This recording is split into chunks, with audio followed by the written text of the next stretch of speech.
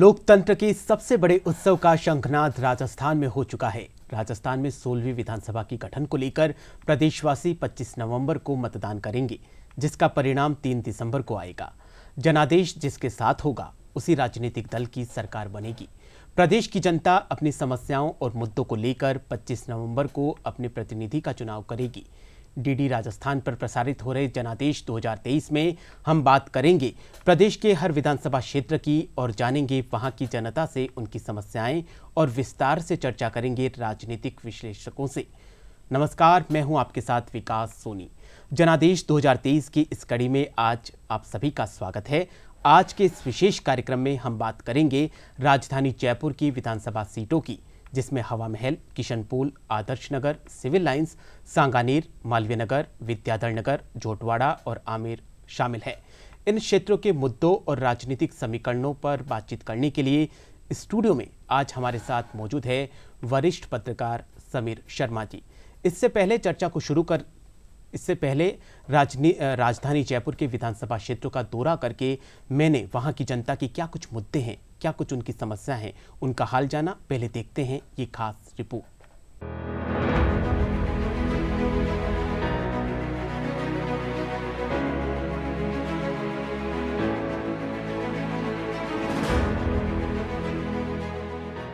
जनादेश में आज चर्चा होगी जयपुर शहर की 7 विधानसभा सीटों की, जिनमें हवा महल, विद्याधर नगर, सिविल लाइंस, किशनपोल, आदर्श नगर, मालवीय नगर, झोटवाड़ा विधानसभा क्षेत्र शामिल हैं। यदि हवा महल सीट की बात करें तो यहाँ कुल मतदाता 2,52,165 हैं, जिनमें 1,32,970 पुरुष और 1,19,186 महिलाओं सहित 9 ट्रांसजेंडर शामिल हैं। पिछले विधानसभा चुनाव में कांग्रेस के महेश जोशी ने भाजपा के सुरेंद्र पारीक को करीब 9,000 मतों से हराया था। यदि विद्याधर नगर सीट की बात करें तो यहाँ कुल मतदाता 3,38,422 हैं, जिनमें 1,76,075 पुरुष और 1,62,345 महिलाओं सहित 2 ट्रांसजेंडर शामिल हैं। पिछले विधानसभा चुनाव में कांग्रेस के सीताराम अग्रवाल को भाजपा के नरपत सिंह राजवी ने करीब 31,000 मतों से हराया था। सिविल लाइंस क्षेत्र में कुल मतदाता 2,41,545 हैं, जिनमें 1,24,676 पुरुष और 1,16,856 महिलाओं सहित 13 ट्रांसजेंडर शामिल हैं। पिछले विधानसभा चुनाव में कांग्रेस के प्रताप सिंह खाचरियावास ने भाजपा के अरुण चतुर्वेदी को 18,000 मतों से हराया था। किशनपोल विधानसभा क्षेत्र में कुल मतदाता 1,91,695 हैं, जिनमें 1,02,87 पुरुष और 91,402 महिलाओं सहित 6 ट्रांसजेंडर शामिल हैं।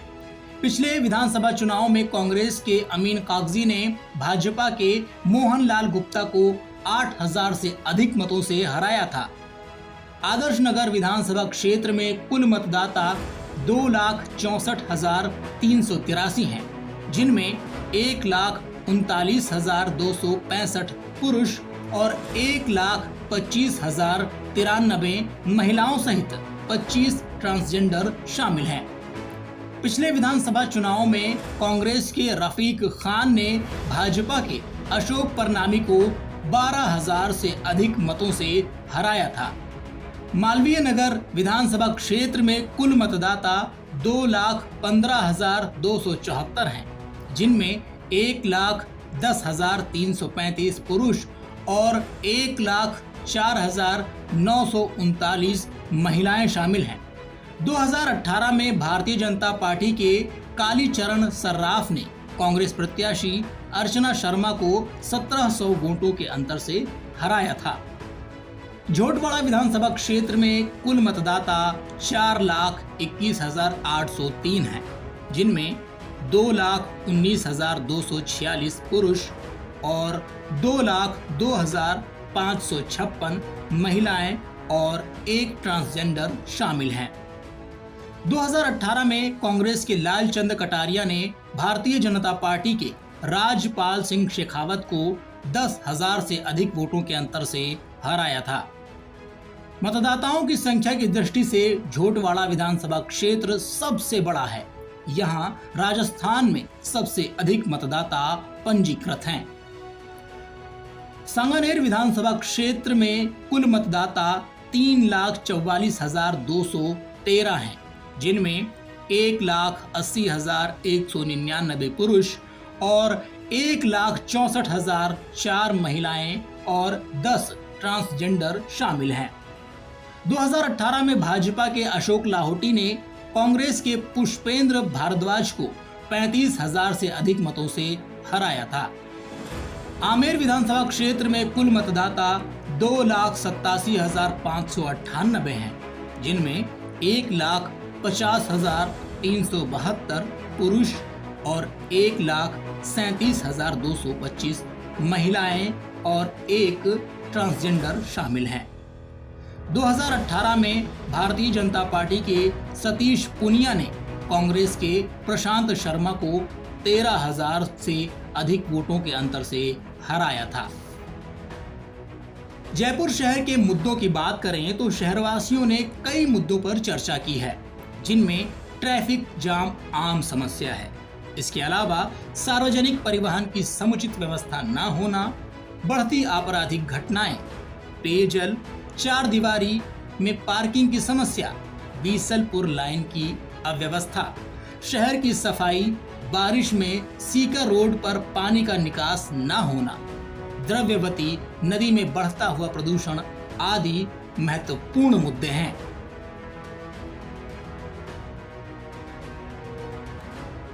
लोकतंत्र के सबसे बड़े उत्सव का आगाज राजस्थान में हो चुका है। 25 नवंबर को राजस्थान में चुनाव है, जहां एक और सभी सियासी पार्टियां अपने अपने उम्मीदवारों को जिताने की पूरी कोशिश कर रही है। वहीं प्रदेश की जनता भी लोकतंत्र के इस उत्सव में अपनी भागीदारी निभाने को तैयार है। लेकिन ये देखना बहुत ज़रूरी है कि प्रदेश की जनता किन मुद्दों और समस्याओं को ध्यान में रखकर 25 नवंबर को अपना वोट डालने जा रही है। इन्हीं मुद्दों को ध्यान में रखते हुए जनादेश में आज हम बात करने जा रहे हैं जयपुर के विधानसभा क्षेत्रों की। व्यापारी व्यापार कैसे करे, जिस तरह से समस्याएं पूरे बाज़ारों में अतिक्रमण की सबसे बड़ी समस्या लेके चल रही है, पार्किंग की सबसे बड़ी समस्या है। जयपुर शहर के अंदर अगर चार दीवारी देखो या आउट एरिया में कहीं भी पार्किंग की व्यवस्था नहीं है। पूरी व्यवस्था 2 घंटे की होनी चाहिए, 2 घंटे की पार्किंग होनी चाहिए। उसके बाद में नगर निगम के द्वारा जिस तरह से साफ़ सफाई और जो चीज़ नहीं हो रही है, मैं बताना चाहूँगा कि जयपुर जैसे बढ़िया शहर के अंदर जिस तरह से गंदगी का माहौल है, दीपावली बिल्कुल नज़दीक है, उसके बाद भी अभी तक कोई सफाई पर नहीं ध्यान दे रहा है। हम चाहते हैं कि व्यापारी अपना व्यापार करे, लेकिन उसके लिए सुविधाएं भी चाहिए। नई सरकार गठन होने वाला है, हम अपेक्षा करते हैं कि हमारी जो समस्याएं हैं व्यापारी की, वो धरातल पे आनी चाहिए। हमारी समस्या ये है कि यहाँ पर जो गंदगी वगैरह और यहाँ पानी आता है, रोड पहले नीची थी अब ऊंची हो गई, यहाँ पर बारिश का भी पानी दुकानों में अंदर चला जाता है और ट्रैफिक इतना रहता है कि ग्राहक बिल्कुल रोड पार नहीं कर पाता है। ट्रैफिक की सबसे ज़्यादा समस्या है यहाँ पर, और गंदगी तो रहती है, साफ़ सफाई बहुत कम होती है। प्रॉपर ट्रैफिक की व्यवस्था नहीं है, तो इस चक्कर में कई लोग टूरिस्ट नाराज़ होकर भी जाते हैं या जयपुर में गाड़ी लेके आना ही पाप है। तो ये चीज़ें भी दूर होनी चाहिए, क्योंकि टूरिस्ट आएगा तो व्यापार बढ़ता है, सब काम होते हैं। कई चीज़ें हैं, साफ़ सफाई हो गई, बाथरूम टॉयलेट बने हुए हैं, हफ्ते भर कोई सफाई करने नहीं आता, हम लोग प्राइवेट बंदा बुला के सफाइयाँ करवाते हैं। सर यहाँ पे है ना, एक तो सबसे बड़ी प्रॉब्लम ये है, जैसे मान लीजिए कोई भी टूरिस्ट आती है, फीमेल टूरिस्ट या कुछ भी आता है, तो यहाँ पे है ना गवर्नमेंट की तरफ से कोई भी उनके लिए वॉशरूम्स की व्यवस्था नहीं है। एक तो हाइजीनिक भी नहीं है, जो वॉशरूम्स यहाँ पे बना रखे हैं गवर्नमेंट ने वो भी हाइजीन नहीं है। और उसके अलावा जैसे यहाँ पे जो साफ़ सफाई की चीज़ें हैं वो हम पर्सनली खुद अपना पैसा दे के कराते हैं प्राइवेट के अंदर में, तो गवर्नमेंट की तरफ से नहीं है कि वो चीज़ कराई जाए। जयपुर हर सैटरडे संडे पूरा भरा रहता है। यहाँ पर आकर के टूरिस्ट को क्या मिलता है कि केवल एक ट्रैफिक जाम मिलता है, असुविधा मिलती है, लूट खसोटी मिलती है, गंदगी मिलती है, सुविधा नहीं मिलती। तो आज गवर्नमेंट को ये देखना चाहिए था इस चीज़ को लेकर के कि आज जब यहाँ पर एक रेवेन्यू जो कि व्यापारी भी कमाता है, रिक्शे वाला भी कमाता है, खाने वाला भी कमाता है, गवर्नमेंट को रेवेन्यू मिलती है, उस क्षेत्र में गवर्नमेंट ने कोई कार्य नहीं किया। गवर्नमेंट का कोई ध्यान ही नहीं है कि टूरिस्ट को लेकर के आज पिंक सिटी को लेकर के डेवलपमेंट हुआ। पिछली गवर्नमेंटों के अंदर पिंक शहर बनाया गया, लाइटें लगाई गई, उनका मेंटेनेंस जीरो कर दिया गया, इन्होंने कोई कार्य नहीं किया उसके अंदर भी। टूट रहा है टूटे रहने दो, किसी भी चीज़ को लेकर के गवर्नमेंट ने कोई कार्य नहीं किया। हमारे यहाँ पर अधिकांश लोगों के पास पट्टे नहीं हैं, और जिन लोगों को पट्टे मिले उन लोगों ने भी अपने रसूखातों का इस्तेमाल करते हुए उनको दो भिन्न भिन्न दरों पर उनको पट्टे जारी किए गए, जो कि जयपुर में कहीं किसी कॉलोनी में नहीं हुआ। हमारी 2-3 जनरल प्रॉब्लम्स हैं जो बहुत वो होनी चाहिए। जैसे एक तो हमारे लाइट की, इलेक्ट्रिसिटी की बहुत बड़ी प्रॉब्लम है। पावर कट्स जो हैं बहुत होने लगे हैं और प्रोलॉन्ग पीरियड में, बहुत लंबे समय के लिए होते हैं। दूसरा हमारा मेन प्रॉब्लम है कि बारिश वगैरह आती है, तो मैं पिछले 1-1.5 साल से यहाँ पे काम कर रहा हूँ। मैं देखता हूँ कि ये पूरा, अगर आप रोड देख सकते हैं तो यहाँ पे पानी भर जाता है हमारे। तो आप रोड सामने वाली आप देखेंगे तो उधर पूरी टाइल्स लगी हुई हैं, पूरा प्रॉपरली मैनेज्ड है, और यहाँ पे हमारे नीचे पूरा टूटा हुआ रहता है, टाइल्स नहीं है, और ये सारा नाले ब्लॉक हो जाते हैं। तो सीवरेज की भी प्रॉब्लम है। तो एक कॉमन मैन की जो प्रॉब्लम होती है वो तो इलेक्ट्रिसिटी और पार्किंग प्रॉब्लम्स, बिजली, पानी, यही होती है। तो वो हमें मेन प्रॉब्लम यही है यहाँ पे। तो यातायातों पे थोड़ा ध्यान देवे, और ये शिक्षा व्यवस्था के ऊपर काफ़ी ऐसे सब, उनके बारे में सोचना चाहिए सरकार को। आपके क्या मुद्दे हैं मतदान को लेकर? देखिए, मतदान को लेकर मेरे ये मुद्दे हैं, जो बेरोज़गारी है सबसे पहले, सबसे बड़ा मुद्दा है बेरोज़गारी। जो जनता, युवा जो बेरोज़गारी पे जो परेशान है जिस तरह से, तो उस हिसाब से मतदान करना चाहिए। हमें ये देखना चाहिए कौन सी सरकार हमारे लिए क्या करती है। भाई वोट लेने के टाइम तो आ जाते हैं, अब ये पूछना चाहिए हमें, हमारे बच्चों के लिए तुम क्या करोगे? भाई तुम हमसे वोट लेने आ रहे हो, हमारे बच्चों के लिए क्या करोगे? हमारी शिक्षा, हमारे बच्चों की शिक्षा के लिए क्या करोगे? हम मजदूर वर्कर आदमी हैं, क्या इसमें 150, 200, 300 रुपये कमाते हैं, क्या बच्चों को पढ़ाई देंगे?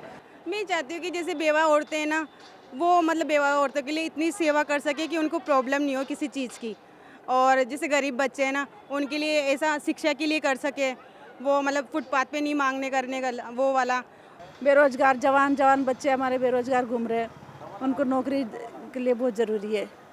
और एक गरीब लोग जो, जिनकी वे बेचारे को जो इलाज नहीं करा सकते, जो बिना इलाज के बड़ी बड़ी बीमारियां हो रही है, उनको इलाज की व्यवस्था फ्री कर दी जाए, बिल्कुल फ्री कर दी जाए। 25 लाख का बोल रहे हैं वो, पर 25 लाख में वो मिल ही नहीं पा रहा, पूरे 100% नहीं मिल पा रहा। मतलब 60% तो मिल रहा है लोग बागों को, पर 100% वो नहीं मिल पा रहा। जी, मैं पहले मतदान देना चाहूँगा इस बेसिस पे कि जैसे कि भारत में अभी अनएम्प्लॉयमेंट बढ़ता जा रहा है, जिसकी वजह से युवाओं को रोज़गार नहीं मिल पा रही है। ग्रेजुएट्स रोज़गार, मतलब युवाएं सब इधर उधर भटक रहे हैं, जिनको प्रॉपर पाथ नहीं मिल पा रहा है कि उनको कहाँ जाना है, क्या करना। सरकार को उस पर काम करनी चाहिए। और दूसरा कि प्रेजेंट की बात करें तो जयपुर को देखते हुए इसकी रोड सेफ्टी और पब्लिक के प्रति थोड़ा जागरूक होना चाहिए सरकार को। कुल मिलाकर राजधानी जयपुर की जनता के ये सारे मुद्दे हैं जिनको ध्यान में रखते हुए 25 नवंबर को आयोजित होने वाले चुनाव में वो मतदान करेंगे। कैमरा पर्सन कमल योगी के साथ विकास सोनी, दूरदर्शन समाचार, जयपुर। चलिए, तो स्टूडियो में आज हमारे साथ मौजूद है वरिष्ठ पत्रकार समीर शर्मा जी। उनसे बातचीत करते हैं। सर, पहले तो आपका इस प्रोग्राम में बहुत बहुत स्वागत है। Thank you. सबसे पहले मैं ये जानना चाहूँगा, जो जयपुर शहर की जो विधानसभा क्षेत्रों के जो मुद्दे हैं, जो समस्याएं हैं, वो राजस्थान के लिहाज से कितनी महत्वपूर्ण है? जयपुर राजस्थान की राजधानी है, तो राजस्थान से ही नहीं, देश के पर्यटक जयपुर आते हैं, देखते हैं, तो बहुत जो राजस्थान की पिक्चर है वो बहुत कुछ जयपुर से ही बन जाती है। एयरपोर्ट से उतरते हैं, देखते हैं। अब कारण क्या है कि कई जगह डेवलपमेंट हुए भी हैं और कई जगह बहुत अभी गुंजाइश है डेवलपमेंट की, जिसमें अपन सड़कों की बात करें और पर्यटन क्षेत्र में सुविधाओं की बात करें। हेरिटेज सिटी है ये।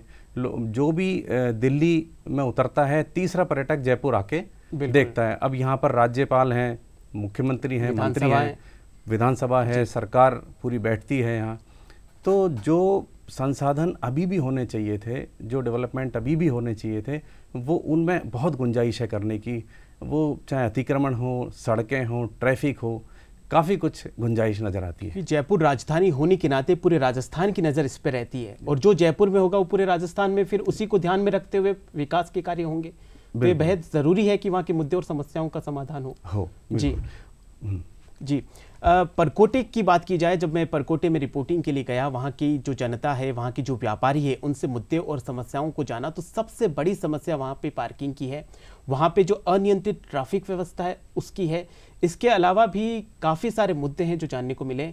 आप काफ़ी लंबे समय से पत्रकारिता से जुड़े हुए रहे हैं और जयपुर के विधानसभा क्षेत्रों का दौरा किया है आपने भी, तो आपको क्या लगता है अगर परकोटे के जो विधानसभा क्षेत्रों का अगर बात की जाए तो? देखिए 30-40 सालों से परकोटे में जो ट्रैफिक बढ़ा है जी, पूरा राजस्थान का बिजनेस अगर कहें तो अपन परकोटे से जुड़ा हुआ है और विश्व प्रसिद्ध है हीरे जवाहरात, प्रसिद्ध है। जो आता है वो जयपुर देखने आता है, वो हेरिटेज सिटी देखने आता है, विश्व यूनेस्को की विश्व विरासत में हाँ शामिल है। तो वो पिक्चर बना के आता है, वो बेसिकली जो जयपुर शहर का परकोटा है वो उसको देखना होता है जो भी टूरिस्ट आता है। फिर वहाँ का अब जो ट्रैफिक बेतहाशा बढ़ा है उस हिसाब से पार्किंग की व्यवस्था नहीं हुई है। कई जगह डेवलपमेंट पहुंचा नहीं है। कई जगह जब प्रशासन भी संसाधन पहुंचाने का प्रयास करता है तो इतने कंजस्टेड क्षेत्र हैं कि वहाँ पर वो सुविधा चाह कर भी कई बार नहीं दी जा सकती है। अब सड़कों की बात है तो या बेतहाशा ट्रैफिक है, लाइनिंग सिस्टम है, लोग भी नहीं समझते हैं। सुविधाओं की तो बहुत दूर की बात है, जब एक चक्रव्यूह की तरह हो गया परकोटी का सिस्टम, वहाँ पे एंट्री लेनी भी मुश्किल है और निकलना तो उससे भी ज़्यादा मुश्किल है जी। तो बहुत ही गहन कोई प्लान बने जिसमें अमूलचूल परिवर्तन हो, तभी दिखाई देता है कि कुछ वहाँ पर पार्किंग की, सड़कों की, या अपन कहें कि जो भीड़ वहाँ पर पहुँचती है उसके लिए कुछ व्यवस्था हो जाए। जी। जब वहाँ के व्यापारियों से हमने बात करी तो उन्होंने कहा हमारे कोई बड़े मुद्दे नहीं है, हमारे मुद्दे हमारा जो व्यापार है, व्यापार से हमारा घर चलता है, तो हमारे व्यापार में सुगमताएं हो। सुगमताएं किस तरीके से होगी कि जो ट्रैफिक व्यवस्था है उसको सही किया जाए, जिससे वो टूरिस्ट वगैरह आ रहे हैं वो नहीं आ पा रहे हैं, और पार्किंग की व्यवस्था उनका कहना है कि पार्किंग की कोई व्यवस्था नहीं है, तो इस वजह से हमारे व्यापार पर भी इसका असर पड़ रहा है। कई सरकारों ने भी बहुत प्रयास किए हैं, ऐसा नहीं है। रामनिवास गार्डन में पार्किंग भी दी, कई बार फ्री सर्विस भी चलाई कि बस में बैठिए और अपना परकोटे में जो भी व्यापारिक संस्थान से या मान लीजिए थोक व्यापारी या विक्रेता आते हैं वो उनसे चर्चा करने के लिए, बात करने के लिए, व्यापार करने के लिए पहुँचें, या जो शॉपिंग करने जा रहे हैं वो भी फ्री में परकोटे में जाएँ। लेकिन कई पब्लिक भी इतनी कारें, इतनी स्कूटर, टू व्हीलर हो जाते हैं कि पार्किंग भर जाती है पूरी। तो ये भी सोचा कि दुकानों के सामने ही पार्किंग की व्यवस्था कर दी जाए, लेकिन उतना स्पेस नहीं है। तो वही वेटिंग में कारें खड़ी होती हैं, फिर वही जाम लगता है। कई बार ट्रैफिक में बसें भी चला रहे हैं, वो भी कुछ साइज़ में इतनी बड़ी हैं, उनके भी मुद्दे उठते हैं जी। तो काफ़ी कुछ करने की गुंजाइश। तो चर्चाएं तो लगातार हो रही, ऐसी क्या समस्याएं हैं जो जनप्रतिनिधियों को इस पूरे सिस्टम को दुरुस्त करने में आ रही है? जनप्रतिनिधि अपनी आवाज़ उठाते हैं, लोगों से मिलते हैं, मुद्दे सुनते हैं और वो विधानसभा में भी काफ़ी कुछ आवाज़ें उठाते हैं, लेकिन बस फिर वही है कि कुछ पॉलिटिकल प्रेशर भी रहता है। जो मान लीजिए अतिक्रमण हटाने भी जाएंगे तो तय है कि जो पक्ष है वो अपने प्रतिनिधि को ढूंढता है, बात करता है, सिफारिश लगवाता है, तो कई समस्याएं भी आती हैं। वोटर भी होते हैं तो दबाव में भी रहते हैं जनप्रतिनिधि। जो परकोटा विधानसभा क्षेत्र के जो उम्मीदवार हैं, जो एमएलए हैं, क्या उनकी जिम्मेदारी ज़्यादा नहीं हो जाती, क्योंकि ये परकोटा पूरे विश्व की विरासत स्थली में अपना एक अमूल्य योगदान रखता है। जब हमने विदेशी पर्यटकों से बात करी तो उन्होंने भी ये कहा कि पार्किंग व्यवस्था तो छोड़िए, हम सड़क के इस तरफ से उस तरफ हमारा रोड को क्रॉस करना भी बहुत मुश्किल है। अब ये तय है कि जो वहाँ से प्रतिनिधि आएगा वो डेफिनेटली उससे ही उम्मीद करेगी जनता है, या जो बाहर से आ रहा है, जो वो तो ये चाहेंगे कि विधानसभा में मुद्दे उठें और सोल्यूशन मिले उनको। लेकिन ये सही बात है कि जो पैचेस में काम हो सकते हैं, जो क्रॉसिंग्स बन जाएं, कुछ अंडरग्राउंड आने जाने के दिल्ली में जिस तरीके के हैं उस तरीके के डेवलप हो जाएं, पाथ, भूमिगत पार्किंग हो जाए, या क्रॉसिंग ऊपर नीचे से हो जाए, कोई ब्रिज के थ्रू, छोटे ब्रिज के थ्रू, और अंडरग्राउंड पार्क अगर पाथ बनता है तो नीचे से वो क्रॉस हो जाए। इतना ट्रैफिक होता है कि लोग क्रॉस नहीं कर पाते हैं, ये सही बात है जी। और लाजमी है परकोटे की समस्याएं जो हैं उनके ऊपर बात करना बिल्कुल लाजमी है, क्योंकि एक और समस्या है वहाँ के दुकानदारों को कि जो भिखारियों की समस्या है, और जो टूरिस्ट को देखते लपक जाते, उनकी भी बहुत बड़ी समस्या निकल के आई है, जो जयपुर की इमेज को पूरे विश्व के इतिहास में कहीं ना कहीं धूमिल कर रही है। प्रशासन भी कई बार अभियान चलाता है भिखारियों को अपना भिखारियों को हटाने के लिए खूब प्रयास करता है, लेकिन वो वापस आ जाते हैं। अब ये एक ऐसी समस्या है जो हर बार सुलझती है, हर बार बन जाती है, हर बार सुलझती है। प्रशासन की भी कहीं ना कहीं, हाँ, मतलब सख्ती जो होनी चाहिए, सख्ती, बिल्कुल सख्ती होनी चाहिए। उसमें लपकों का तो ये रोल है कि आतंक है, एक तरीके से आतंक है, जबरन उनसे बात करना, उनको कोशिश करना, और फिर इनमें भी आपस में कंपटीशन चलता है पर्यटक को खींचने का। जी। लोकल है वो, अच्छा, जो जरूरी नहीं राजस्थान से ही आए, बाहर से जो आते हैं वो तो डर जाते हैं, बिल्कुल। और जो फॉरेनर है वो तो वैसे ही सुरक्षित, वो डरे सहमे ही रहते हैं, डरे सहमे रहता है, वो कैसे विश्वास करे। जी। तो जो अब इसमें तो यही है कि पुलिस थोड़ी सख्त हो, प्रशासन सख्त हो जाए। तो वहाँ की जनता का ये भी कहना है कि पुलिस प्रशासन की तरफ से भी जो विशेष इंतजाम किए जाने चाहिए वो भी वहाँ पे प्रॉपरली, ट्रैफिक लाइट्स पे बहुत विशेष इंतजाम होने चाहिए। जिस तरीके से वो पर्यटकों को खींचने का काम करते हैं, उससे तो डर का माहौल बनता है। और सीसीटीवी कैमरे की भी व्यवस्था इतनी नहीं है। ये वहाँ की जनता का कहना है कि हमारा जो व्यापार है, जो रात को चले जाते हैं दुकान को बंद करके, तो वो फिर किसके भरोसे। कई बार वहाँ पे चोरी की वारदातें भी हुई है। अब यहाँ पर कमिश्नरेट ने ये लागू भी किया है कि जो सीसीटीवी कैमरे हैं वो हर व्यापारिक प्रतिष्ठान के आगे लगें। जी। लेकिन अब लग तो जाते हैं, कई बार व्यापारिक प्रतिष्ठान के लोग भी बदमाशी ये करते हैं कि वो मालूम पड़ा कि दिखाने के लिए लगा दिया, लेकिन वो चालू नहीं है। वो तो व्यक्तिगत तौर पे तो वो लगाते ही हैं। हाँ। लेकिन जो पुलिस प्रशासन की तरफ से जो होता है वो इंतजाम इतने नहीं है। बिल्कुल सही कह रहे हैं। जब वारदात होती है तभी जगते हैं, चौंकते हैं, फिर व्यवस्था की जाती है। तो पहले ही अगर ये टूरिस्ट के लिए हो जाए, थोड़ा भिखारियों पर भी नज़र रखी जाए, जो छोटी छोटी समस्याएं, कोई बहुत बड़ी नहीं है, लेकिन अगर सख्ती से कर दी जाए तो ये सॉल्व हो सकती है। तो क्या आपको लगता है कि वहाँ जो संवेदनशील एरिया है उसमें पुलिस का अलग से जाब्ता 24 घंटे के लिए तैनात होना चाहिए उस एरिया में? हाँ, क्योंकि कोई ना कोई घटना होती रहती है वहाँ पर। छोटी घटना भी कब बड़े रूप ले ले कुछ कह नहीं सकते। बिल्कुल। तो इसलिए तय है कि जो चौकी है, जो पुलिस थाने हैं, वहाँ पर अतिरिक्त व्यवस्था लगा के रखें, जिससे कि छोटी छोटी मोटी घटनाएं हैं, चालान काट रहे हैं तो भी मुद्दा बन जाता है। वहाँ कई चीज़ें हैं, तो इसके लिए तो पुलिस प्रशासन से ही उम्मीद करता है आम आदमी के वो शांति बनाए रखे। और जो भय है वो तय है कि चौराहे पे पुलिस रहेगी, अपनी समस्या आदमी बता सकेगा। बिल्कुल। तो ये वो एक भय का माहौल है, वो नहीं रहेगा वहाँ। एक बहुत बड़ी समस्या, जैसा हमने जब उनसे बात करी तब उन्होंने हमारे सामने रखी कि जो दुकानें जो बनी हुई वो नीचे चली गई, जैसे जैसे सड़क बनती गई। तो अब होता यह, बारिश का पानी उनकी दुकानों में आ जाता है और लाखों का जो सामान है, बारिश कभी भी आ जाती है तो लाखों का जो सामान है वो भीग के खराब हो जाता है। एक ड्रेनेज सिस्टम की समस्या तो बहुत भारी है परकोटे में। निचले इलाकों में हर बारिश में, छोटी बारिश में भी, जो हल्की बारिश रहती है उसमें ही पानी भरता है। सड़क बनाने के भी नियमों का अगर पालन नहीं होता है तब ये समस्या ज़्यादा आती है, क्योंकि पुरानी सड़क उखड़े, पूरा मलबा हटे और नए सिरे से सड़क वहाँ पे बनाई जाए। सड़क भी बना दे, लेकिन उसके बावजूद जो ड्रेनेज सिस्टम है वो वहाँ का पूरी तरीके से नहीं है। बिल्कुल सही कह रहे हैं। क्योंकि पुराना जयपुर बसा हुआ है और वहाँ जो पानी की सप्लाई होती है पेयजल की, वहाँ पे लोगों का ये भी कहना है कि पेयजल की सप्लाई भी हमारे यहाँ पे रोजाना नहीं होती। उसमें भी मतलब आज आ गया तो 2-3 दिन बाद में फिर से आता है, मतलब पूरा अव्यवस्थित है। दो बड़ी समस्याएं इसका कारण है। एक तो अतिक्रमण कारण है, जो पानी ब्लॉक होता है, स्वरूप बदल जाता है, कई बार परकोटे का नज़र नहीं रखी जाती गलियों तक, तो घेरने का प्रयास किया जाता है, लोग अपना छज्जा बढ़ा लेते हैं या नीचे से बरामदा बढ़ा लेते हैं। तो ये सब समस्याएं हैं वहाँ। पेयजल का समस्या भी वहाँ पे इसलिए ही है कि पाइपलाइन, क्योंकि बरसों पुरानी वो पाइपलाइन पानी की फिटिंग हो रखी है, लीकेज है, फिटिंग टूट जाती है, मालूम पड़ा वो सीवर लाइन के मिक्स पानी आता है तो वो बड़ी समस्या हो जाती है। तो वो लाइन बदलने के लिए भी जो खुलापन चाहिए वो वहाँ मिलता नहीं है। वहाँ के लोगों का कहना है कि हमारे यहाँ की गलियाँ भले ही छोटी हो लेकिन व्यापार यहाँ बड़ा होता है, और जब समस्या आती है तो समाधान के लिए कोई खड़ा नहीं होता।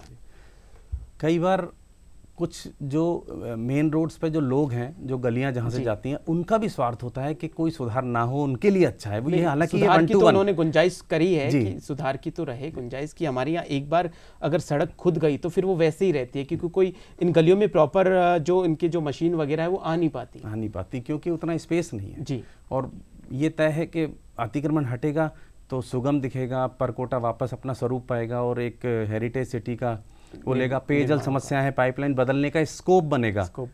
तो ये चीज़ें वहाँ पे जी। चलिए, तो परकोटे से निकलकर और समस्याओं पे बात करते हैं। जो जयपुर की जनता है उनमें से जब हमने लोगों से उनकी समस्याएं जानी तो एक सबसे बड़ी समस्या निकल के आई, जो पब्लिक ट्रांसपोर्ट है उसकी प्रॉपर व्यवस्था नहीं है, चाहे वो मेट्रो की हो, चाहे वो जो BRTS बस का हो, उनकी प्रॉपर समस्या नहीं है। अब पब्लिक अगर प्राइवेट व्हीकल इतना खरीदती है तो एक उसका सबसे बड़ा कारण है कि जो पब्लिक ट्रांसपोर्ट है जी। वो उनको उनकी जो इच्छाएं हैं वो पूरी नहीं कर पा रहा, उनकी ज़रूरत पूरी नहीं कर पा रहा है। पॉइंट टू पॉइंट छोड़ने का या वहाँ तक जो जाना, अब मान लीजिए 10 जगह किसी को जाना है तो वो सोचता है यार खुद की कार निकाल ले, क्यों वो पब्लिक, क्योंकि ट्रांसपोर्ट वहाँ तक अवेलेबल नहीं है। अब मेट्रो की भी लिमिटेशन है, मेट्रो भी पॉइंट टू पॉइंट ही छोड़ेगी, हर जगह इतना नहीं लेके जा सकती। तो ये जो समस्या है वो भारी यही है कि कुछ किराए में सरकार रियायत कर दे, कुछ पब्लिक भी समझे। किराए की तो बात तो दूसरी है, लेकिन सबसे पहले किराया दे किसको? हमारे लिए प्रॉपर बसेस तो हों। एक तरफ हमारी पार्किंग की व्यवस्था नहीं है, सरकार पार्किंग की व्यवस्था नहीं कर पा रही है, दूसरी तरफ कहीं पर भी कुछ जो ट्रैफिक की व्यवस्था है वो सही नहीं है। तो कम से कम इतना तो हो कि पब्लिक ट्रांसपोर्ट की जो बसेज है उनकी संख्या बढ़ाई जाए, उनके फेरे बढ़ाए जाएं। बिल्कुल सही बात है। पब्लिक ट्रांसपोर्ट में जो बसेज हैं, जो कंपनी बनाई उतनी बसें अवेलेबल करा नहीं पाते, बस खरीद बहुत स्लो है। मतलब सरकारी जो प्रक्रिया है पब्लिक को सुविधा देने की, वो पब्लिक तो संख्या में बढ़ जाती है, संसाधन उस गति से बढ़ नहीं पाते, तो संसाधन जीरे के जैसे बिल्कुल रह जाते हैं। तो कारण यही है कि प्रक्रिया कम करके, फॉर्मेलिटीज़ कम करके, तेज गति से सरकार अगर काम करे इस क्षेत्र में बसें लगाने का, या प्राइवेट अगर ऑपरेटर्स को वो निमंत्रण दे कि हमारे यहाँ बसें लगाइए, तो उस तरीके का माहौल क्रिएट हो, तो ये सुविधा काफ़ी हद तक कम हो सकती है। अगर विदेश का उदाहरण लें तो कई देशों ने तो पब्लिक ट्रांसपोर्ट फ्री तक कर रखे हैं, जिससे कि लोग अपने व्हीकल ना निकालें। विदेशों की जो सरकार है, केंद्र सरकार है, सब कुछ ये जोर दे रही, अन्य राज्यों की भी सरकार है कि पब्लिक ट्रांसपोर्ट का हम ज़्यादा से ज़्यादा यूज करें ताकि सड़क के ऊपर अव्यवस्था नहीं फैले।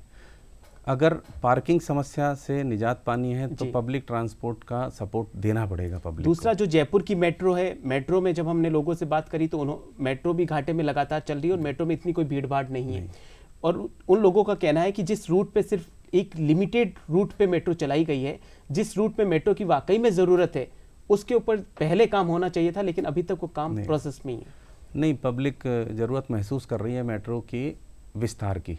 अगर यही मेट्रो का विस्तार इंडस्ट्रियल एरियाज़ में जोड़ दिया जाए, मान लीजिए झोटवाड़ा इंडस्ट्रियल एरिया है, सीतापुरा से जुड़ जाए, या अपन कहें SMS है, ऐसी जगह से मेट्रो निकले जहाँ पर क्राउड जाता है, रोजाना आना जाना रहता है। वो अपना व्हीकल निकालने के बजाय वो जैसे दिल्ली में लोग मेट्रो का इस्तेमाल कर रहे हैं, उस तरीके से जयपुर में भी इस्तेमाल हो, तो विस्तार उन पॉइंट्स पर हो जहाँ पर पब्लिक सबसे ज़्यादा पहुँचना चाहती है। जी, पब्लिक को भी सुविधाएं मिलेगी, सरकार के रेवेन्यू में सुधार, क्योंकि लगातार मेट्रो का घाटा बढ़ता ही जा रहा है, क्योंकि उसका कुछ उपयोग इतना कोई खासा देखने को नहीं मिल रहा है। बिल्कुल अभी बस यही देखने में मिल रहा है कि लोग बस स्टैंड और जो जहाँ से पॉइंट शुरू होता है बस स्टैंड, रेलवे स्टेशन के लिए मेट्रो यूज़ करते हैं, लेकिन जो परकोटे में अच्छी तरह 4 जगह 5 जगह जाके व्यापार करना चाहता है या खुद की शॉपिंग करना चाहता है, वो मेट्रो का यूज़ नहीं कर पा रहा है। जो रूटीन में जिनको सफ़र करना है उनके लिए कोई वैल्यूबल नहीं है।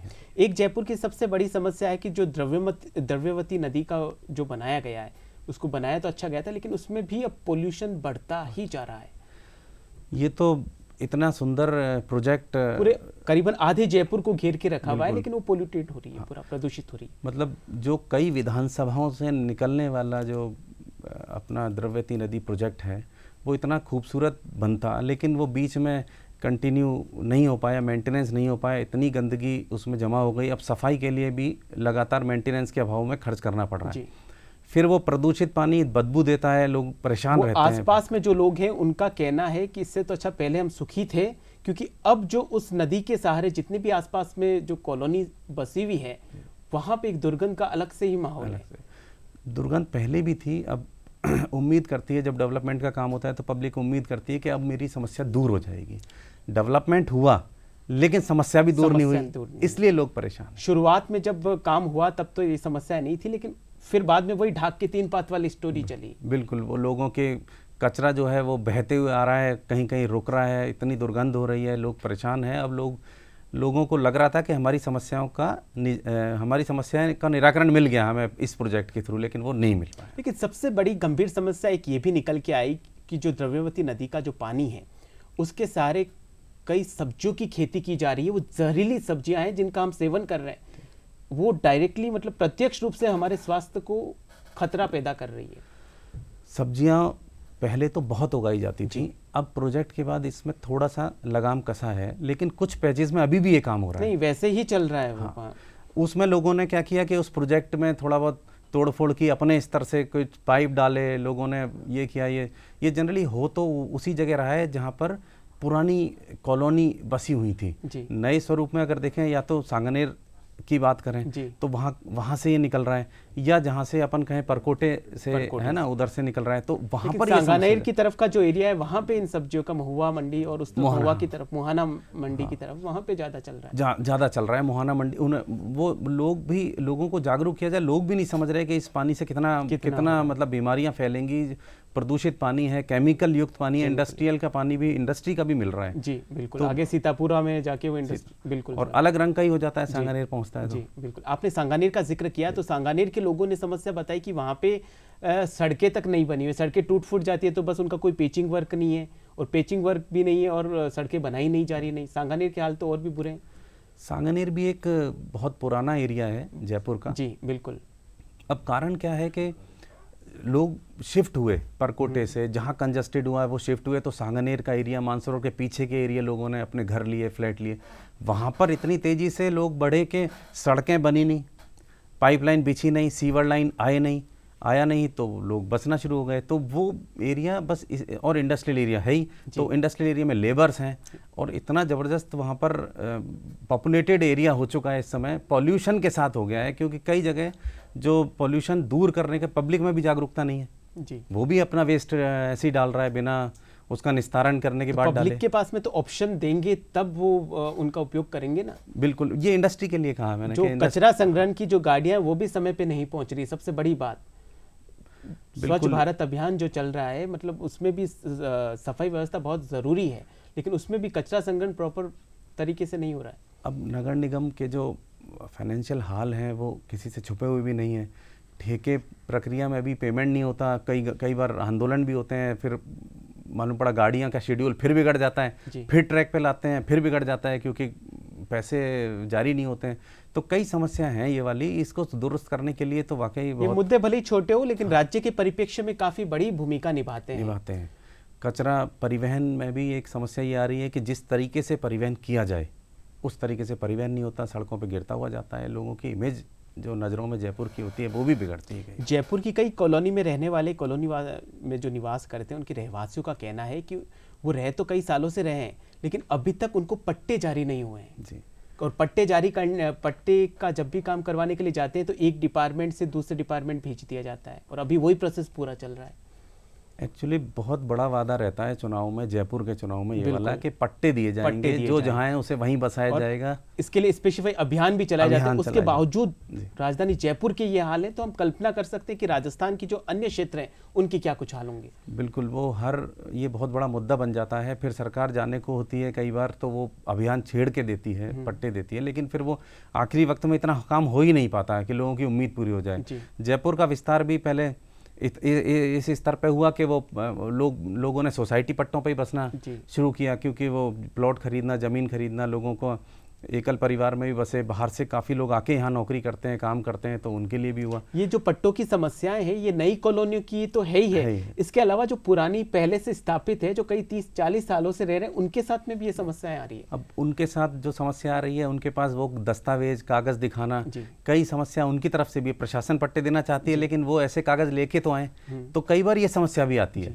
तो उसमें कुछ कागज़ों में रियायत हो, और कई विवादित होते हैं, कोई दावे करते हैं, 2-2, 3-3 दावे होते हैं सेम प्रॉपर्टी पे, तो वो सरकार तो कोशिश करती है कि क्लियर जहाँ प्रॉपर्टी है वहाँ पहले पट्टे वितरित कर दिए जाएं, चाहे वो सोसाइटी हो।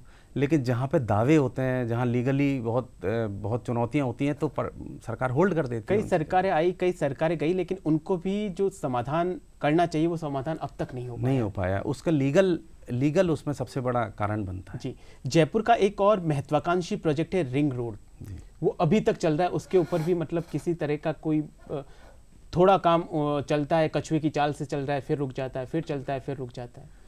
रिंग रोड को 15-16 साल हो गए जी। रिंग रोड बनते बनते आधी रिंग रोड बनी है। वो भी NHAI के बाद दखल हुआ, उसके बाद बनी।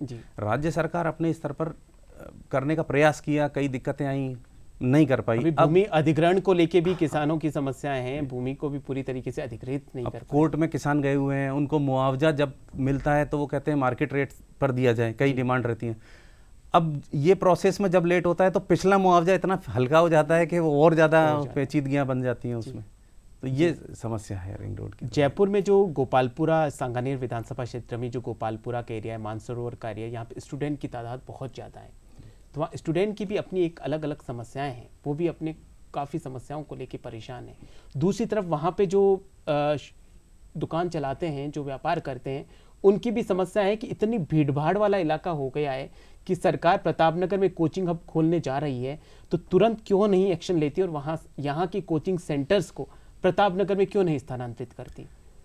अब गोपालपुरा बाईपास रोड कितने लेन कितनी चौड़ी हुई, लेकिन फिर भी ढाक के 3 पात हो गया। किसी ज़माने में सिर्फ एक रेड लाइट होती थी वहाँ पे, अब वहाँ से गुर्जर की थड़ी तक पहुँचने के लिए कम से कम 3 से 4 लाइट को क्रॉस करना। रेड लाइट है, फिर पैदल चलने वाले की संख्या इतनी है कि वो रेड लाइट हो भी जाए लेकिन पैदल चलने की, अब चूंकि गलती उनकी भी नहीं है, पैदल पाथ हो, अगर उनको कहाँ से क्रॉसिंग करनी है, ओवरब्रिज बने, कुछ इस तरीके की बने तो लोग भी निकले, लाइट ग्रीन हो जाती है, लोग रुक जाते हैं, फिर रेड हो जाती है। इतनी समस्या है। एक्चुअली क्या पहले कॉलोनी में कोचिंग्स चल रहे थे जिस पर ऑब्जेक्शन हुआ, ज्योति नगर टोंक फाटक एरिया है, ये जब कॉलोनी वालों ने जब ऑब्जेक्शन किया तब ये निकल के बाहर आएगा और कमर्शियल क्षेत्रों में इन्होंने अपने प्रतिष्ठान स्थापित किए, बनाए, किराए पे लिए। अब ठीक है, स्टूडेंट हैं, अब स्टूडेंट्स तो मूवमेंट करेगा ही करेगा, स्टूडेंट की तो कोई गलती है नहीं, उनको तो कोचिंग आना चाहिए, उनको तो कोचिंग आना है। अब जो कोचिंग हब बनाया है तो उसको धीरे धीरे जो डेवलप होगा तब या तो कोचिंग संस्थानों को वहाँ पर इतना प्रोत्साहित किया जाए कि आप यहाँ आइए, हम आपको ये सुविधा देंगे, जब बच्चों के लिए भी संसाधन बने। अब आने जाने का, रहने का, खाने का, अभिभावक माँ बाप अगर बच्चों को छोड़ रहे हैं तो वो भी देखेंगे। उम्मीद लेकर आता है तो वो भी सोचता है कि कम से कम मुझे जिस सिटी में मैं जा रहा हूँ वहाँ प्रॉपर सुविधाएं मिल जाए। तो उसको किराए का रूम चाहिए, खाने पीने की व्यवस्था चाहिए, टिफिन सेंटर्स चाहिए, वो इस एरिया में है। तो वो धीरे धीरे ही ये मुझे लगता है समस्या दूर हो पाएगी। लेकिन क्या आपको लगता है, जैसा वहाँ पर बताया गया कि प्रतापनगर में जो कोचिंग हब बन रहा है वहाँ पर भी जो सुविधाएं मिलनी चाहिए, कोचिंग सेंटर्स वालों का कहना है कि अब वहाँ पे प्रॉपर व्यवस्था हो तब तो हम यहाँ से स्थानांतरित करें वहाँ पर। नहीं, व्यवस्था अभी तो नहीं है लेकिन व्यवस्थाएं बन जाएंगी। व्यवस्था धीरे धीरे बनेंगी तो शिफ्टिंग भी शुरू होगी। पिछले 2-3 साल से प्रोजेक्ट लगातार चल रहा है, बन भी गया है, तो फिर कॉलोनी से भी शिफ्टिंग में आप देखिए कितना टाइम लगा उनको मेन रोड तक आने में, है ना। तो ये तय है कि कुछ साल तो अभी वहाँ तक पहुँचने में भी लगेंगे। ठीक है, स्टूडेंट्स को सुविधाएं आने जाने की, ट्रांसपोर्ट मिलेगा, वहाँ पर ठहरने की व्यवस्था होंगी। अभी पेइंग गेस्ट या मान लीजिए अपने रूम लेने में वहाँ कई तरीके की समस्याएं आती है। तो जहाँ स्टूडेंट्स को सुविधाएं मिल जाएंगी, स्टूडेंट्स भी पहुँचेगा और कोचिंग सेंटर्स को भी सुविधाएं अगर मिल जाएंगी तो वो भी पहुंचेंगे। बस ये है मिलजुल के अगर पहुंचे तो तेज काम हो जाए, यहाँ से भीड़-भाड़ कम हो जाए। एक पूरे जयपुर की सबसे बड़ी जो समस्या है वो कच्ची बस्तियों की है। आपको हर कॉलोनी में कोई न कोई एक कच्ची बस्ती मिल जाएगी और जिनका विस्तार होता ही जा रहा है। कच्ची बस्तियों का विस्तार इस स्तर पर हुआ है, इन्होंने शिफ्टिंग करने का भी काफ़ी सरकार ने प्रोजेक्ट्स बनाए। लोग शिफ्ट होते हैं, वापस लौट आते हैं। नहीं, प्रोजेक्ट्स तो बनाए लेकिन उनका बेहतर क्रियान्वयन कहाँ दिखाई दे रहा है? नहीं दिखाई दे रहा है। फिर आखिरी में आप जगतपुरा की बात करो, मालवीय नगर की बात करो, यहाँ मानसरोवर की बात करो, आदर्श नगर की बात करो, जितने भी विधानसभा क्षेत्र है, सबसे बड़ी समस्या है कि वहाँ कच्ची बस्तियों का कुछ भी नहीं हुआ, वही वैसे ही है। और उल्टा जितनी, जैसे पहले 4 मकान होते थे, कच्चे घर होते थे, वहाँ पे अब 4 की जगह 10 से 20, ये बढ़ता ही जा रहा है। और कच्ची बस्तियों के लोग भी शिफ्ट होना नहीं चाह रहे हैं। सरकार सुविधा जहाँ पर शिफ्ट करना चाहती है वहाँ उतनी सुविधाएं दे दें कि लोग रह ले, वो हो नहीं पाता क्योंकि आउटर में सरकार उनको बसाती है, वे लौट आते हैं। फिर विकल्प क्या करती है सरकार के पास, फिर रहता है कि वो एक बाउंड्री वॉल बना दे, पिक्चर दिखाए, कम से कम लोगों को गलत पिक्चर संदेश लेके ना जाए यहाँ से, तो एक बाउंड्री वॉल बना के आड़ लेती है और शिफ्टिंग के प्रयास करती है। लेकिन ये सही बात है कि लोग शिफ्ट हुए, लौट आए, कच्ची बस्तियां विस्तार बढ़ रहा है, कच्ची बस्तियों का सुविधाएं वहाँ है नहीं, लोग परेशान हैं। अब वो पट्टे की डिमांड भी कर रहे हैं, पट्टा वहाँ मिल जाएगा तो कच्ची बस्तियों को शिफ्ट होना तो बहुत मुश्किल है। ट्रांसपोर्ट नगर और जालाना की स्थिति तो बहुत ज़्यादा बुरी है। जालाना में तो पहाड़ कम हो रहा है, कॉलोनी आगे जा रही है। बिल्कुल, जहाँ तक प्रशासन पहुँचने की, कैसे पहुँचे, गलियाँ इतनी कंजस्टेड, उस लास्ट तक कैसे पहुँचे पहाड़ तक, उससे पहाड़ खोद के प्रशासन, जनप्रतिनिधि तो है पहुँचने के लिए, वो तो मुद्दा उठा सकते हैं। उनके अगर विधानसभा क्षेत्र में ऐसी कच्ची बस्तियां हैं तो उनके लिए तो कर ही सकते हैं, या तो कहीं और स्थानांतरित कीजिए उनको। पॉलिटिकल में जनप्रतिनिधि के मुद्दे सरकार के आने और नहीं आने के साथ बदलते रहते हैं। विपक्ष में वो उनके साथ खड़े दिखाई देते हैं और जब सत्ता पक्ष में होते हैं और जब पट्टे वितरण या अतिक्रमण हटाने की या उस कच्ची बस्ती में सुविधाएं स्थापित करने की बात आती है तो सुविधाओं की बात करते हैं, लेकिन अतिक्रमण नहीं हटाए जाते। अतिक्रमण हटाते हैं तो वही खड़े हो जाते हैं बुलडोजर के आगे।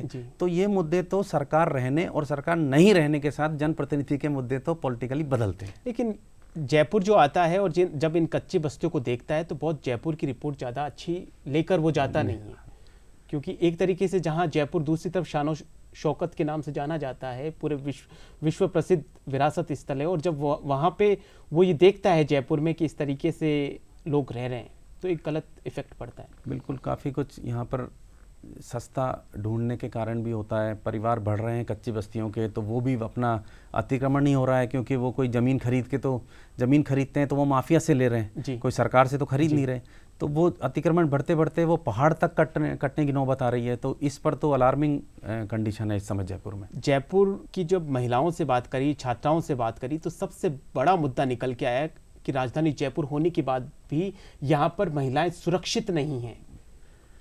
ये महिला अपराध बढ़ते ही जा रहे हैं। पूरे राजस्थान की बात की जाए तो एनसीआरबी के आंकड़ों में राजस्थान फर्स्ट नंबर पे, उसमें भी जयपुर, जहाँ पे पुलिस कमिश्नर यहाँ रहते हैं, राज्य के पुलिस महानिदेशक यहाँ पे रहते हैं, उनके बावजूद जयपुर में क्राइम रुक नहीं रहा है। जयपुर में देखिए, स्टेट की में तो इस तरीके के बड़े क्राइम हुए हैं। जयपुर में बहुत हीनियस क्राइम तो नहीं हुए कोई बहुत, लेकिन फिर भी सुरक्षा की दृष्टि से रात को आज भी थोड़ी सी महिलाएं जो है निकलने से घबराती हैं। इसका कारण पुलिस ने अब गश्त हो जाए, थोड़ा पुलिस दिखाई दे जगह जगह, थोड़ा जो एलिमेंट हैं जो इसको अपन असामाजिक तत्व कहते हैं उनमें डर पैदा हो। ये सरकार में, जब सरकार ये कहें हर सरकार जब जाने वाली होती है तब इन चीज़ों पर लगाम कसने का प्रयास करती है। शुरू से ही ऐसे प्रयास हो जाएं कि सख्ती हो, उन एलिमेंट्स में डर पैदा हो। महिलाएं इतना आती हैं क्योंकि कोचिंग मतलब जयपुर में आएंगी, पढ़ने भेजते हैं लोग, जयपुर में बहुत डिपेंडेंट है, बाहर की महिलाएं आती हैं, अभिभावक भी ध्यान रखते हैं सुरक्षा को लेकर रहें। तो ये थोड़ा सा जरूर पुलिस का, प्रशासन का सख्ती यहाँ होना ही बहुत ज़रूरी है। एक तरफ सरकारें प्रयास करती है कि जयपुर राजधानी होने के नाते यहाँ पर नाइट टूरिज्म बढ़ाया जाए, तो ऐसे में इन परिस्थितियों को देखते हुए कैसे बढ़ेगा नाइट टूरिज्म? अब नाइट टूरिज्म में तो ये भी है कि रात को इस तरीके का माहौल दिया जाए कि परिवार भी अगर निकले तो डरे नहीं, अकेली महिला भी निकले तो डरे नहीं। वो माहौल जब तक नहीं बनेगा तब तक नाइट टूरिज्म यहाँ पर सक्सेसफुल नहीं, मॉडल सक्सेसफुल नहीं हो सकता। अभी क्लब्स पर सरकार ने किया तो क्लब्स का भी खूब विरोध हुआ, लेकिन सच बात है कि रोड पर गाड़ियां जिस तरीके से क्लब से निकलने के बाद चलाई जाती हैं, तो वो भी एक सुरक्षा की दृष्टि से ही देखा जाए इन चीज़ों को भी। एक और समस्या है, जयपुर के युवाओं से जब बात करी तो काफ़ी सपने और उम्मीद के साथ में किसी एग्ज़ाम की तैयारी करते हैं ताकि उनका भविष्य बहुत बेहतर हो सके, लेकिन एक के बाद में एक पेपर लीक का जो मुद्दा है, भ्रष्टाचार का जो मुद्दा है, वो उनकी सबसे बड़ी समस्या है। उनका कहना है कि जब एक साल में 10 एग्ज़ाम होते हैं तो उसमें से 6-7 तो हमारे पेपर लीक हो गए। हम 4-5 साल से अपने पेरेंट्स से जो पैसा लेकर आते हैं वो खपत भी हो जाता है और उनका हमें कोई प्रोडक्ट भी नहीं मिलता, आउटपुट भी नहीं मिलता। मतलब इस सरकार कई सालों से हुए हैं पेपर आउट, ऐसा नहीं है, लेकिन इस बार जितना हुआ, बिल्कुल इस बार इन आने वाले जो पिछले कुछ सालों में जितना पेपर आउट हुआ, बच्चों की अगर 2 समस्याएं, पेपर आउट अगर देखें, पेपर कैंसिल होते हैं, बच्चे पढ़ते लिखते हैं, किराया लगाते हैं, इतनी फीस भरते हैं, कोचिंग में फीस भरते हैं, फिर पता लगता है पेपर आउट हो गया, इतनी तैयारी की समय खराब हो गया, उम्मीदें धरी की धरी रह जाती, पूरा समय उनका खराब हो जाता है। फिर दूसरा भर्ती लीगल में चली जाती है, अब वो दोबारा भर्ती होगी, दोबारा पढ़ेगा, दोबारा खर्चा होगा। तो सर अब यही है कि पेपर आउट में जितनी सख्ती होनी चाहिए थी, पेपर लीक होना एक बहुत ही गंभीर अपराध है, जितनी सख्ती होनी चाहिए थी वो नहीं हुई। एक के बाद एक पेपर आउट हुए, पिछले पेपर आउट होने से अगले पेपर आउट होने तक भी अगर सुविधाएं या इस तरीके की चीज़ें जुटा ली जाती कि पेपर आउट को बिल्कुल सख्ती कर दी जाती तो नहीं भी होता, लेकिन इतने पेपर आउट हुए जिसमें बदनाम, क्योंकि स्टूडेंट्स और युवाओं की तरफ तो ध्यान देना होगा, क्योंकि जयपुर की जो इकोनॉमी है उसमें काफ़ी हद तक ये भी अपनी भूमिकाएं निभाते हैं स्टूडेंट वगैरह। बिल्कुल, स्टूडेंट आता है तो स्टूडेंट तो बहुत बेसिकली है तो अपने राज्य का भविष्य, बिल्कुल भविष्य है राज्य का, है ना, राज्य का भविष्य है। इसको अपन साफ सुथरी प्रशासन से अच्छी तरह से परीक्षा करवा दें, रिजल्ट का वेट करें, वो ज्वाइन करें। इसमें प्रशासन में भी इतना होता है कि वो परीक्षा होती नहीं है, लोग भर्ती नहीं होगी तो सरकार में भी रिक्तियां जारी रहेंगी, सरकार में पोस्ट खाली रहेंगी तो अपना पूरा अगर देखा जाए तो इसका इकोनॉमी पे इतना बड़ा फर्क पड़ता है, शासन प्रशासन पे इतना बड़ा फर्क पड़ता है कि इसको अंदाजा नहीं लगाया जा सकता है, इतना फर्क पड़ता है। जी, भले ही वो किसी भी ज़िले से क्यों ना हो, लेकिन वो ओवरऑल राजस्थान को प्रतिनिधित्व कर रहा है, तो राजस्थान और राजधानी जयपुर से तो अपेक्षाएं रखेगा। कोई किसान के बच्चे हैं, गरीब के बच्चे गांव से पढ़ने आते हैं, उनके लिए एजुकेशन एक जीवन स्तर सुधारने का माध्यम है। परिवार के सपने होते हैं, खुद का भी सपना होता है, लेकिन वो इतना खिंच जाता है कि ओवरेज हो जाता है, एक दो पेपर भी देता है तो पता लगा कि आउट हो गया, तो बड़ा निराशा होती है। तो इन सारे मुद्दों और समस्याओं का हल करने के लिए बेहद ज़रूरी है कि 25 नवंबर को राज्य में चुनाव है, तो उसके लिए मतदान करना बहुत ज़रूरी है।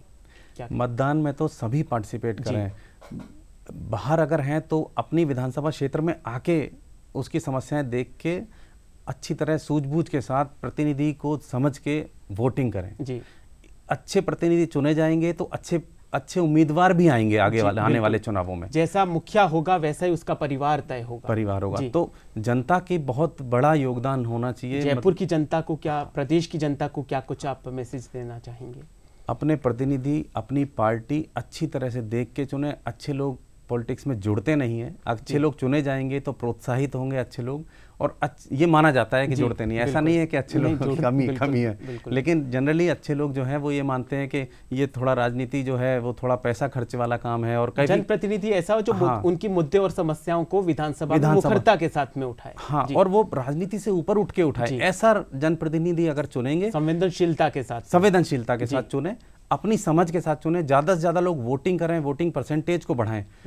अगर मान लीजिए कुछ लोग ऐसे होते हैं कि वोटिंग में अपने अगर कहें कि जनप्रतिनिधि के समर्थक, जनप्रतिनिधि अगर कुछ गड़बड़ है तो उसके समर्थक भी उसी कैटेगरी के हैं, लेकिन अच्छे लोग ज़्यादा संख्या में जुड़ेंगे तो अच्छे जनप्रतिनिधि निकल के आ जाएंगे। तो वोटिंग बहुत समझदारी से करें। जी, तो वोटिंग बहुत समझदारी से करें। 25 नवंबर को राज्य में चुनाव है।